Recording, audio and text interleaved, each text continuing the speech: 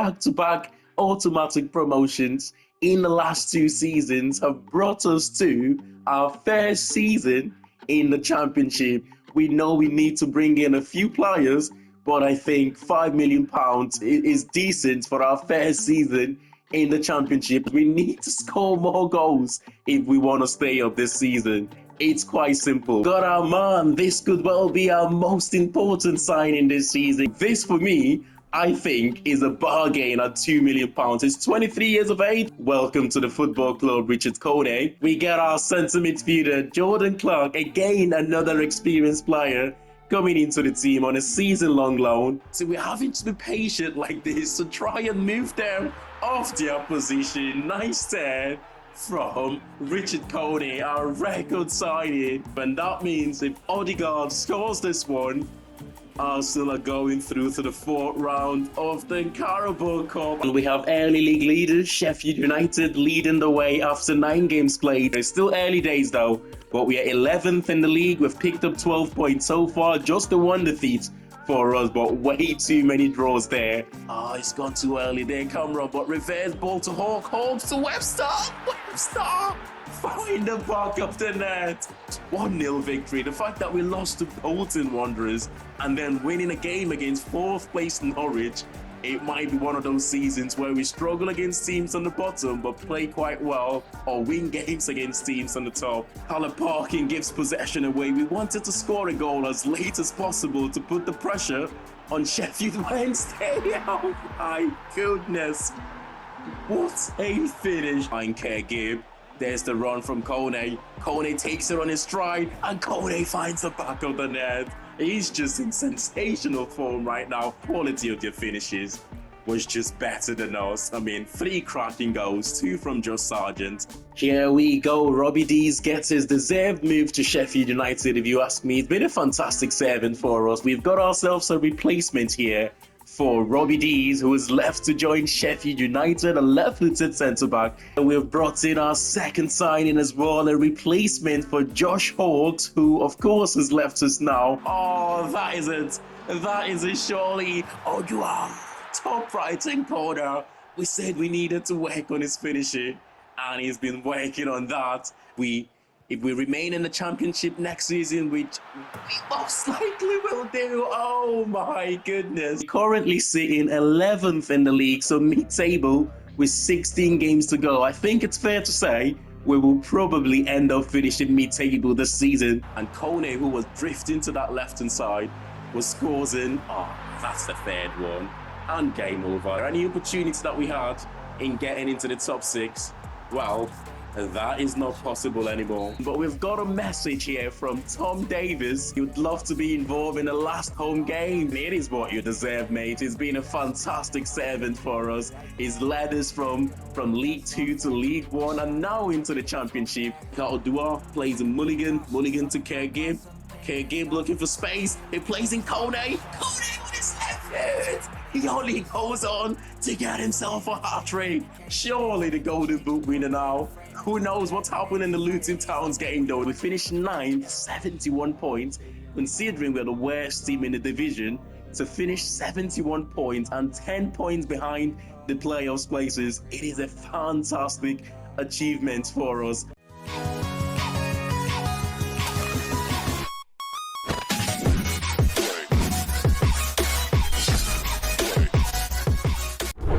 Breaking news coming out of Tranmere Rovers Football Club.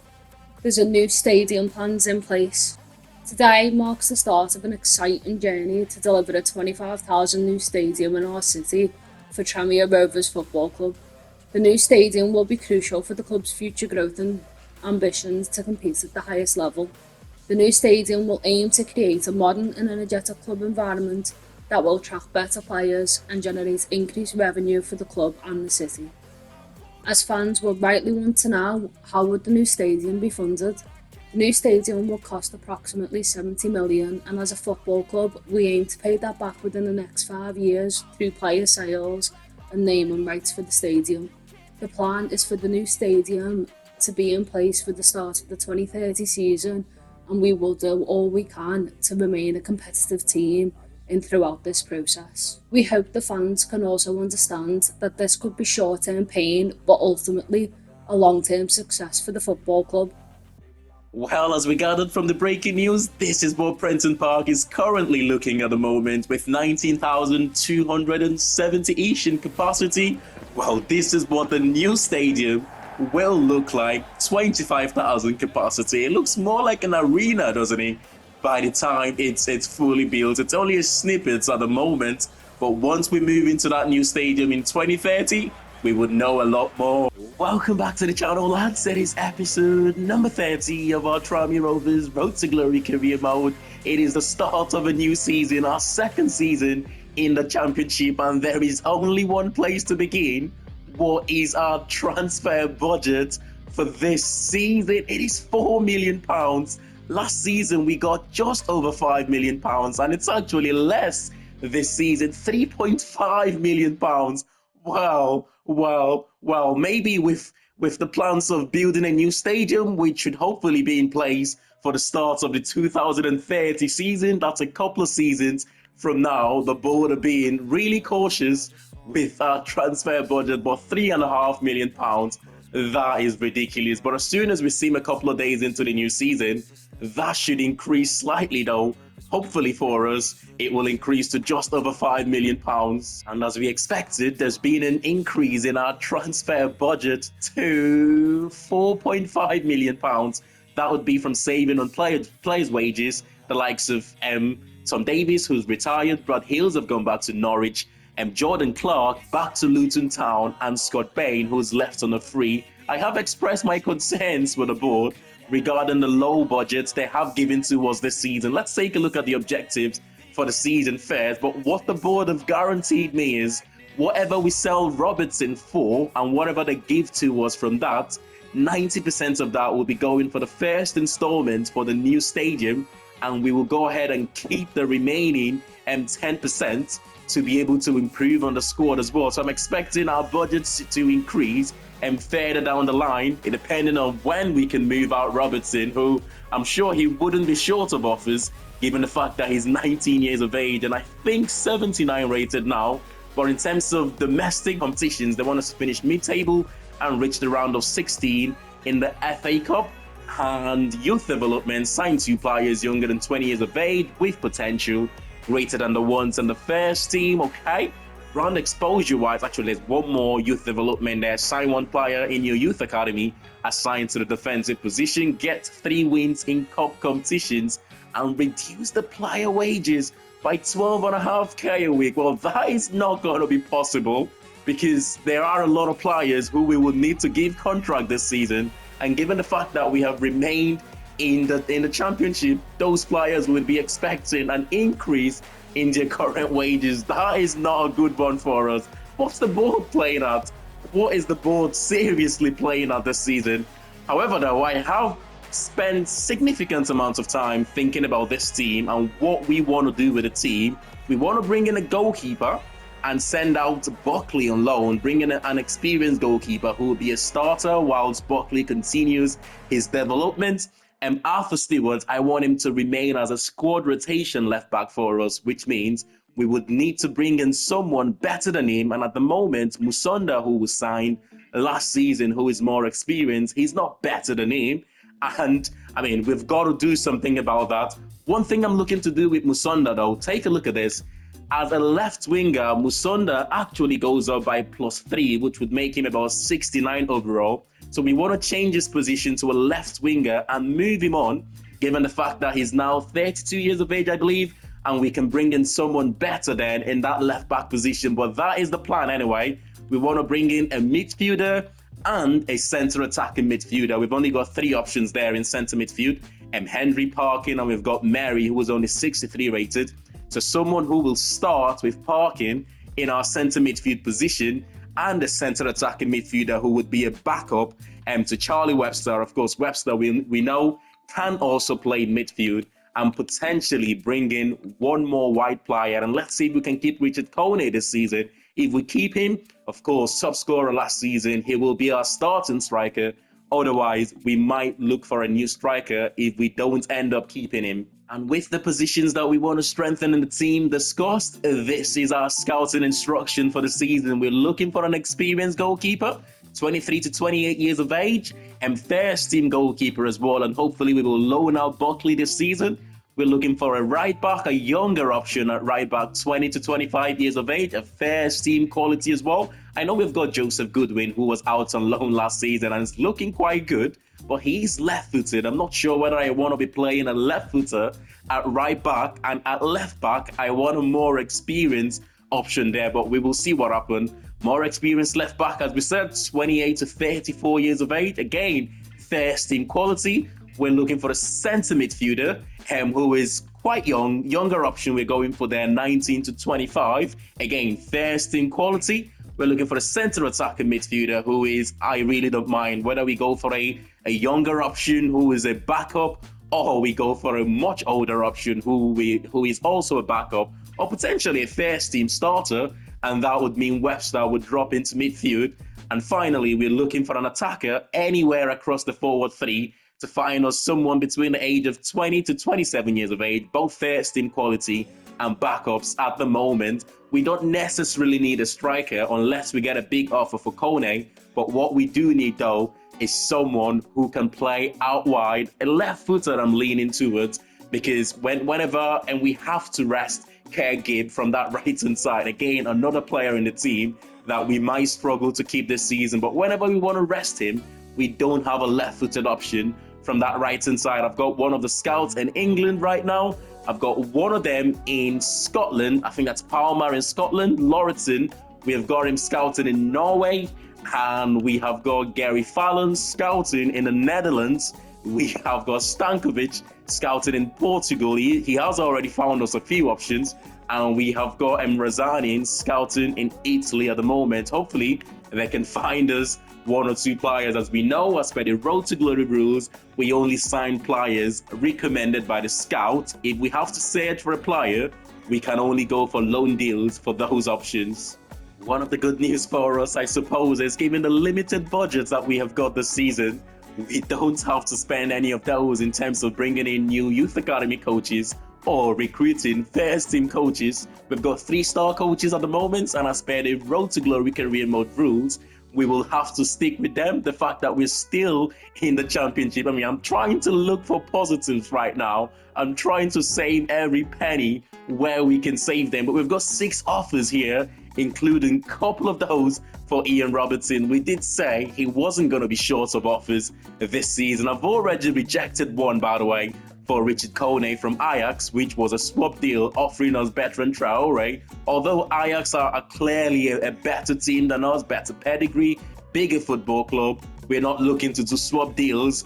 Not when it's Bertrand Traore anyway, who is too good for our team right now. So that offer was rejected immediately. Couple of offers here for Ian Robertson, £40.8 million from Nottingham Forest, £39 million as well from Aston Villa. And our chief executive is saying we could potentially get up to £68 million for him, which would be incredible. But as always, we will try and get as much money as possible for these deals. And here we go, Ian Robertson. I think he's joining Nottingham Forest for £52 million, making him the second record sale for a championship team. £52 million. That is a lot of money. I think the record sale is still Romeo Latvia joining Chelsea from Southampton for £58 million. What a deal this is for Nottingham Forest, by the way. He's one of those players. He's destined for bigger things, Ian Robertson. I don't think he's going to retire at Aston Villa, or Forest, I should say. I think he's got to make his way to a bigger football club as well. But that is the next stepping stone for him to a Premier League side. And for £52 million, we will take that. Okay then, I've done a lot of calculation here, so forgive me if I'm a few pennies off. What I don't want to do though is bore you with a lot of numbers. But anyway, our current budget right now is £48,043,417. Now that is after the sale of Ian Robertson. Before that sale, we had a budget of just over 4.5 million. It was 4,570,000 £117. Now, we know we borrowed 70 million from the bank, 4.5% in interest rate over 5 years. It means in that 5 years or after 5 years, we will be paying off a total of £78,293,382. Now, if we pay 90% of what the board have given to us from the Robertson sale, if we pay 90% of that to the bank, it means we would have paid off £39,125,097, and it means after paying that first installment, we will go on to have a current transfer budget of 919,447 pounds. So it's £8,919,447. We should have right about that left to spend this season, or plus whatever players we go on to sale. It's a significant improvement from £4.5 million earlier on before the sale of Robertson, but that sort of helps us strengthen the team a lot without having to spend the whole £48 million here, which, like I said in the last episode, it will ruin the career mode. This makes sense what we're trying to do right now, paying off the loan over the next 5 years. It will also mean now, if we pay out that first installment, 90% of that, it means over the next 4 years, we still have, I believe, 30,870,000 to pay off to the bank over the next 4 years. And that equates to be about 11,855,000 per year. So we've got to somehow pay out 11,855,000 every single year. How are we going to do that? Most likely it's going to be from player sales moving forward, but that adds a little bit of realism to the career mode. But like I said, I don't want to bore you with too much numbers, but there you go. And we have our second departure of the season. It is actually Sam Taylor, a player that have been out on loan for 2 out of the last 3 seasons, I believe, or 3 out of the last 4 seasons, I should say. He's been sold to Kilmarnock for £720,000.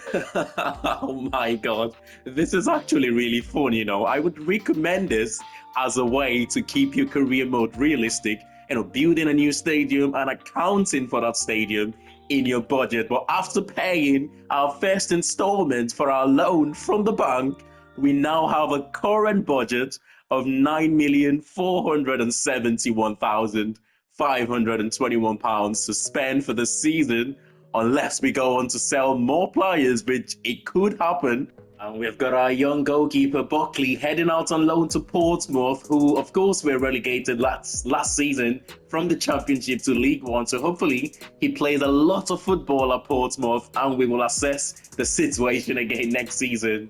I swear to God, everyone is wanting to offer a swap deal right now for Richard Kone. This time from Fenerbahce, £2.7 million plus Levent McCann, who is a left back and 75 rated. But like I said, we are not looking to do any swap deal. If you want to sign him, give us the money. We don't want any of these players. With Michael Buckley heading out on loan, and of course Scott Bain not renewing his contract at the end of last season, it means we only have one goalkeeper right now, and it's Luke McGee, who at some point this season he's going to get a new contract as well, but with a reduced squad role as a squad rotation player. But for now, we have got 3 options to bring in as our number 1. We've got Sam Tickle from Wigan Athletic, recommended by the scout. We've also got Joel Pereira, recommended by the scout of Reading. And we've got the free agent Lucas Bergstrom, one of the million goalkeepers Chelsea have got. He actually came through the Chelsea Academy. I can remember he had a decent loan at Peterborough a few seasons back. That would have been 2022, 2023 season. It's not quite worked out for him at Chelsea, and he's become a free agent. And I think that is the goalkeeper we will be going for. 6'9". He's a giant in goal. Hopefully, he will be a good addition to the squad. You know, I know goalkeepers are supposed to be tall, right? But 6'9", that is a giant that we have got in goal. He gets the number 1 shirt for the season. The signing was never going to be a problem, let's be honest. 7k in wages, and 5k in signing on bonus. He's going to be our undisputed number one this season. And for the free agents, you know we like to do 1 or 2 free agents a season, and we've got the first signing here. It's only right that we go on to give him a new contract here, isn't it? You can't have 2 important goalkeepers in the team. Golden Glove winner and goalkeeper of the season for our first couple of seasons here. He's wanting a little bit more that we're willing to give to him, but it's okay. He's taken a reduced squad role to a squad rotation player, and we're happy to keep him here for his services for certainly the next season. Now, with 11 days to our first game of the season, we have brought in a goalkeeper, Bergstrom, who looks good as our number one there. The other position that we need to strengthen really quickly, it's the centre midfield position. We've got Henry and Parkin, and we cannot afford to go into our first game of the season with Henry and Parkin as our 2 starting centre midfielders. Some would say we might even need 2 of them, given the fact that we've got Mary as our only centre midfield option on the bench. But the plan is to bring in 1 more number 10 because Webster can also easily play one of those 2 centre midfield positions. And without further ado, let's see what we have on the shortlist. Quite a few decent options that we could pick from in midfield. We've got Matt Penwig, who was scouted at the back end of last season when we were still scouting in Germany. He's not the quickest, he's 6'5" though, and left-footed, but he will certainly be a decent centre midfielder for us if we decide to go for him. We've got the all-rounder Matt Smith, who is currently playing for St Johnstone right now, 68 rated centre midfielder. Again, he looks really good in terms of his physicals, his technicals, looks good as well. You've got Tobias Lauritsen, who I'm leaning towards right now. He's just by far the better player. Looking at those attributes, excellent dribbling, his passing is great, defensive awareness can improve, but he's just a perfect all-rounded centre midfielder, and I think he can also play as a number 10 if we need to rotate him and Charlie Webster in that number 10 position. Of course, we know a few things about Aiden Denholm at the moment. I think after a couple of seasons, you have to scout them again. Denholm is a player that every season he's recommended by the scout. For now, though, we will go for Lauritsen, and maybe later on in the transfer window, we could come back for Denholm if we can get his final scout report. But Lauritsen, we should be paying around about 2.5 to 3 million pounds to get him. But by the way, if we do pay that, that would break our record signing for Richard Kone, which was 2 million pounds from last season. Go on, let's settle for 2.2 million pounds for an 8% sell-on clause. We certainly don't want this deal to fall through. Okay, 2.35 million pounds and a 6% sell-on clause. There's still room for a little bit of a negotiation in here. Let's go 8% sell-on clause again and stick to the 2.2 million pounds. If they don't accept that, we might have to pay what they want. 2.3 million pounds, 6% sell-on clause. It's there or thereabouts. I mean, we will pay that, and that would mean £300 or £300,000 more expensive than Richard Kone from last season.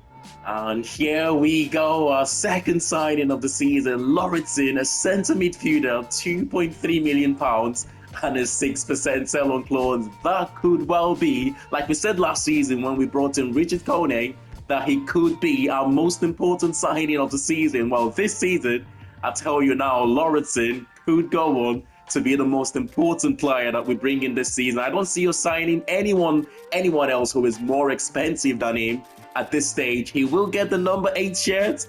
Welcome to Tranmere Rovers, Lauritsen. And let's go straight into our first game of the new season then. Away from home at the Craven Cottage against Watford. The Hornets, we won twice against them last season. So I'll tell you what, there isn't a much better team for us to open the season against. We beat them 4-1 last season. I think they are the team that we scored the most goals against in a game. That 4-1 victory. I don't think we went on to score 4 goals in any other games last season. I'm trying to have a look there whether they have a new starter in the team, a new signing. As far as I can see though, on the bench, it's Andre Davis. But other than that, it's a pretty much familiar starting 11 from last season. For us though, Bergstrom makes his debut in goal. And we have got Lauritsen, our new signing in centre midfield. He also makes his debut here for us. I mean, we would need a few things to go our way this season. First, We need to keep our excellent defensive record from last season. We would need Kone to score a similar number of goals as he did last season. 26 goals he ended up scoring last season. And we will also need our attacking players to chip in with more goals. Get in! And talking about our attacking players chipping in with more goals, Caregive, he scored 7 last season in the league. Well, he's opened his account here straight away on the opening day of the season. It's a good finish. I talked about his right foot in the last season, saying it doesn't look like a 5-star and weak foot, but he's shown that there. Fantastic finish. Come on. We scored quite early in the last game last season against Watford. We went on to capitalize to score 4 more. At the moment, it is Watford asking the questions. Nice turn there from Francolino, who goes for it. Good save, and that's the first one from the big number 1 in goals. 6'9", Arthur Stewart doing quite well to get away from his man, but then giving possession away. We've won it back. Can we move it forward quickly? Charlie Webster into Kone. Kone's touch. We know it's always good. He can drive with the ball as well. He finds Mulligan out wide. Wait a second. And we get support. It's too early. It's too early. Too late, rather. Because Kone was just coming back from an offside position there. We've looked comfortable in this game, you know. We have, other than, Arthur Stewart's giving the ball away, possession away, after we scored the goal, which resulted in a shot on target for Watford. We have looked pretty comfortable in moving this team, this Watford side, from left to right, We've been quite patient. Lauritsen will hit it. That was a chance for the debutant, our record signing, to open his account there, but it was a good save from the goalkeeper. We go into the first half with the 1-0 advantage. Lauritsen again, he's looked really good in this game. In terms of, one thing we didn't do too much of last season was kept hold of the ball a lot more. And I feel like the signing of Lauritsen might just give us the opportunity to be a team that keeps the ball a lot better. He certainly looks so composed in midfield, but substitutions there to freshen the team up. In his Cameron, one of the players coming on, he did not score a goal in the league last season, by the way, and he played a lot of games. Now, I know he played more as a number 10, but even in that number 10 position, I would expect him to have come up with a few goals from that position. What a save. Hendry with his first shot since he came off the bench. What a ball as well from Cameron. Caregive couldn't go all the way. But what a ball from Cameron to play in Richard Kone there, who pulled the ball back to Hendry. To be fair, he should have done much better there, Hendry. Should have done much better, but it's only his first touch of the ball since he came on. Maybe he needs time to get used to things. Andre Silva comes off the bench. And it's 5 minutes to go. If we can keep it, we will win this game. We want to try and get the second, of course. We didn't score too many goals last season. Oh my God, it's still going here in his Cameron on his right foot. It's not gone in to the top left-hand corner there. He needs to score a few league goals this season. He really needs to. And that's it, a 1-0 victory. Caregive with the only goal of the game. Fantastic finish with his right foot, beginning to show us why he's got a 5-star weak foot there. We didn't see too many of that last season. He felt like an imposter last season whenever he had to use his right foot, but it is what it is. Excellent finish. The debutants, I thought, did quite well in this game. Caregive, obviously, with a man of the match, but Bergstrom, Webster, Cameron, Lauritsen, all impressive on our first game. Everton are top of the league in the opening day here. There will be a Merseyside derby this season, like we said at the end of the last episode. I mean, imagine if we get promoted, and that means going into next season, the Merseyside derby, if we do get promoted, the Merseyside derby would be Liverpool and Tranmere Rovers, whilst Everton, if they don't get promoted, will remain in the Championship. But still a long way to go at the moment. It is just fantastic from my end, given the amount of decent teams that was relegated last season from the Premier League. But smash a like in the video, and of course, subscribe to the channel if you're new to it, and I will see you all in the next one.